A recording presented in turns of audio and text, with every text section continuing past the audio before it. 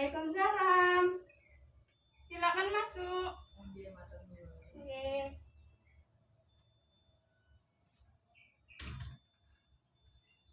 Perkenalkan, nama saya Tika Sianing Tias. Saya ahli gizi di rumah sakit ini. Bisa dipanggil Mbak Tika. Dengan Ibu siapa? Dengan Ibu Maisarah, biasa dipanggil Ibu Sarah. Ya, Ibu Sarah, silakan duduk. Kesini dengan siapa, Ibu? Kebetulan sendiri, Mbak. Oh ya, sendiri ya. Apakah ada yang bisa saya bantu, Ibu?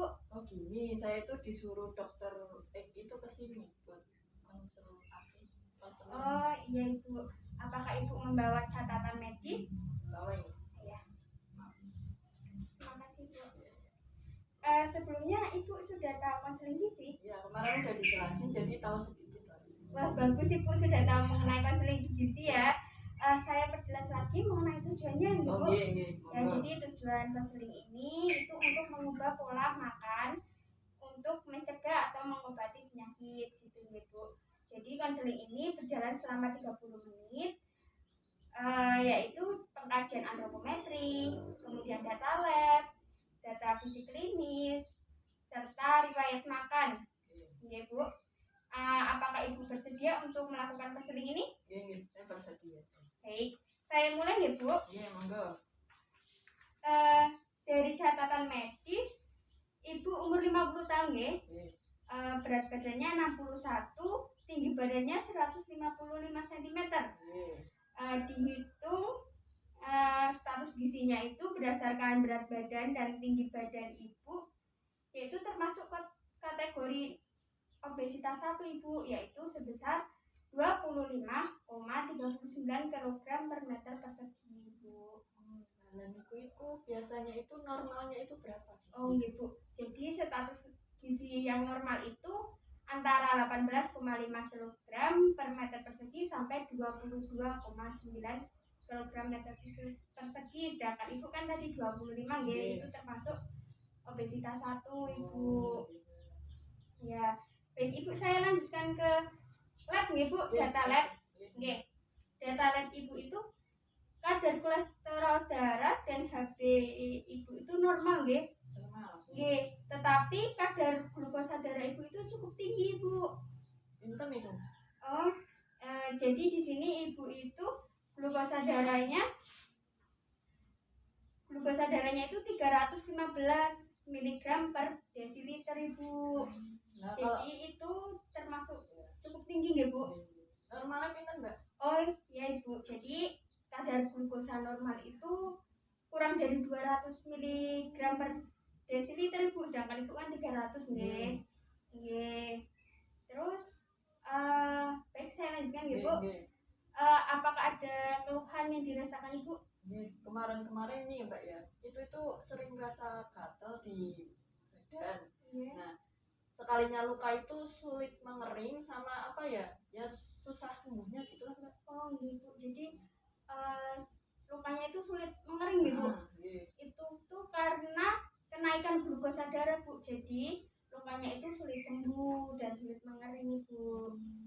Itu penyebabnya apa, Mbak? Oh iya. Jadi penyebabnya itu kan tubuh kita mengalami kenaikan glukosa darah, sehingga daya tahan tubuhnya itu lemah, Bu. Jadi itu meningkatkan infeksi, sehingga lukanya itu sulit untuk mengering gitu, Ibu. Ye, itu ya, Bu. Saya lanjutkan lagi, Bu. Ibu kan pernah konseling gizi nggih? Nah, apa saja sih, Bu, yang sudah Ibu lakukan selama ini? Cuman itu sih, Mbak, mengurangi makanan yang manis-manis gitu. Wah, itu udah bagus nggak, Bu, bisa mengurangi makanan yang manis-manis. Kemudian saya akan menanyakan kebiasaan makan Ibu dalam sehari makan, Ibu. Pola makan Ibu itu berapa kali nih, Bu, sehari? Ya, 3 kali sehari, Mbak. Oh, 3 kali sehari nih, Bu. Kemudian itu makannya apa aja lah? Kalaunya itu ya saya lebih suka tempe sama tahu. Soalnya kalau ayam sama telur itu enggak saya suka. Oh, tempe sama tahu nih, Bu. Kemudian apa lagi, Bu? Sayuran itu paling ya suka saya. Oh, sayurannya suka nggih. Kemudian untuk buah Bu. Buah itu saya lebih suka pepaya sama pisang. Oh, pepaya sama pisang. Iya. Nggih, Bu. Terus snacknya Ibu. Snack ya, saya itu kemarin nggak kemarin sih, lebih sukanya ini ya bihun goreng itu, Ya. sama itu bakwan. Oh, sama Ya, bakwan. itu suka saya. Oh iya Ibu, jadi saya bacakan lagi itu pertama Ibu biasanya makan tuh nasi sama tempe, Tahu digoreng. nggih. Kemudian sayuran, Nggih. semua suka nggih Bu. Nggih. Sama buahnya pisang Nggih, sama sama. pepaya. Kemudian untuk snacknya itu Ibu suka bihun goreng dan bakwan. Nggih. Terus ada lagi nggak Bu? Oh udah. Iya Ibu. Oh iya, itu ada satu lagi yang bersantan. Saya suka banget itu. Oh, yang bersantan ya, Bu. Iya. Iya. Jadi nasinya itu seberapa nih, Bu? Dari yang ini. Yang mana ini, Bu? Ini yang pertama ini. Oh, yang itu, nggih, Bu. Yang pertama nggih, Bu. Kemudian kemarin tuh lauknya tempe atau tahu, Bu? Kemarin tuh tahu. Oh, tahu. Tahunya ini seberapa nih, Bu? Ini. Oh, iya. Tahu nggih, Bu. Tahunya di apain, Bu? Goreng. Saya sukanya digoreng soalnya. Kemudian sayurannya, Bu. Kemarin itu saya nyayur itu. Apa namanya? Terong. Oh, terong Ya. diapain ini, Bu? Terongnya. Itu disantan gitu. Oh, terongnya disantan. Untuk terongnya seberapa nih, Bu? Ini. Oh, nggih. Terong. Ya. Terong santan nggih, Bu. Terus itu berapa makannya itu sayurnya seberapa, Bu? Apa ya? Iya. Dari yang gambar ini, Bu. Sayurnya seberapa? Yang ini, Mbak. Oh, yang sedang nggih, Bu? Ya, sedang. Nggih, sedang. Kemudian lauknya selain tahu ada lagi nggak sih, Bu? Tahu, ya itu gorengan itu. Oh, berarti cuma tahu goreng nggih. Oh, nggih. Terus untuk buah, Bu? Buah kemarin saya makan pisang. Oh, kemarin pisang. Pisang apa nih, Bu? Pisang Ambon. Oh, pisang Ya, Ambon. Nggih. Kemudian setelah makan nasi, tahu goreng, terong santan sama pisang, Ibu makan apa lagi, Bu, kemarin? Snack. Nggih, snacknya. Snacknya itu bihun. Oh, bihun goreng. Oke. Bihun goreng isinya apa aja, Bu? Kemarin wortel ya. Oh, wortel. Terus apa sih itu kubis? Oh, nggih, kubis. Itu sih. Oh, nggih, berarti Saisin sama Oh, saisin. Berarti wonten wortele, kubis, saisin nggih. Lah niku bihune seberapa, Bu? Oh, nggih. Bihun nggih. Kemudian setelah makan bihun goreng, Ibu makan apa lagi, Bu? Udah sih. Oh, udah, berarti cuman sampai makan ini ya, Bu? Oke. Berarti setelah itu nggak makan lagi. Enggak. Oh, nggih. Kemudian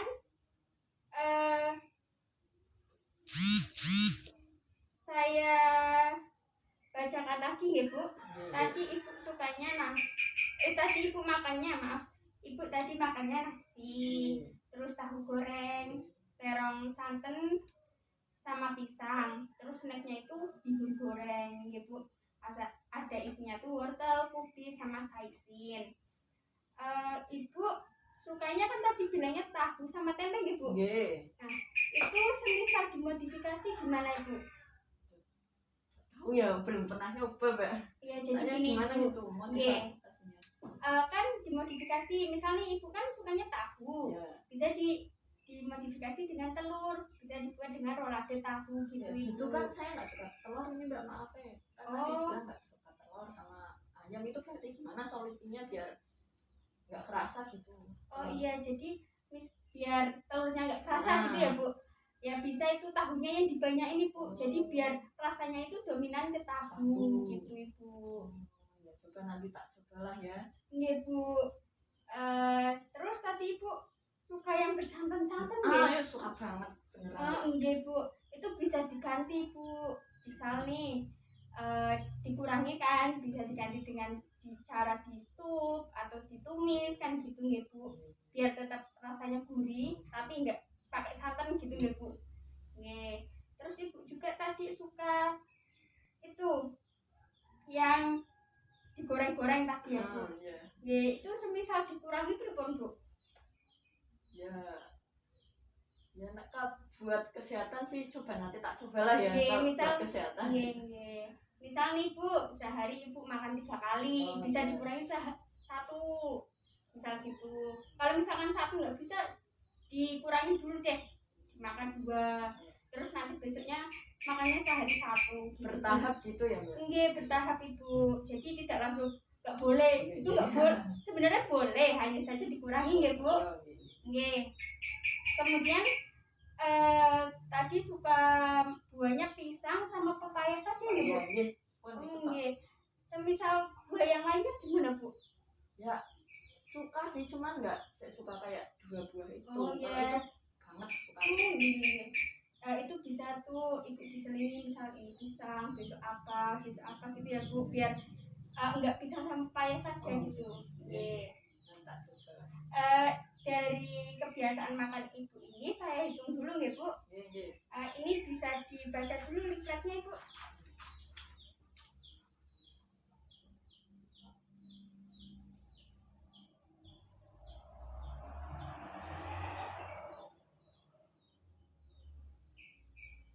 Sudah selesai Bu perhitungannya. Saya jelaskan ini dulu ya Bu. Dari perhitungan itu Ibu